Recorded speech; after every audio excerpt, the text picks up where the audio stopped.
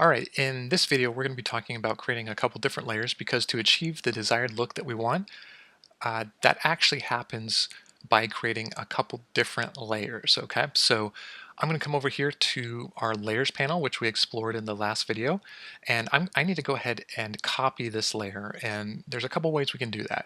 We can just come over here, select it, mouse over, drag it down to the new layers panel, or excuse me, icon, and that will create a new layer in our panel. Um, you can delete that layer by hitting the delete button, right? So you can do it that way, or another way, which is a lot faster, is just to hit uh, Command J on your keyboard or Control J if you're using a PC. So I'm on a Mac and I'm going to go ahead and hit Control J, and you can see that it just creates a new layer based on the selected layer that you had. Again, that's Control J if you're using a PC. So now what I'm going to do is I'm going to come over here. We now have our two layers. That's all that is needed to achieve this look. I'm going to come up here and I'm going to rename this top one to working layer original.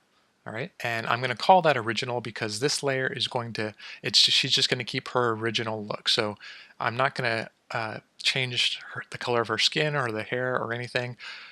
She's going to stay exactly the way that you see her right here. So we have our two layers. Now what we need to do is we need to go ahead and remove or change the color of the background image. So to do that, we're going to go ahead and come over here. We're going to click off this little eyeball right here.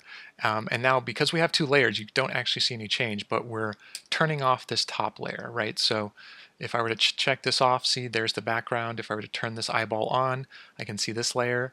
And if this layer right here was different, I could check the eyeball and you would see it. But since they're the exact same image, you don't see a difference. So I'm going to go ahead and turn off this top layer for right now.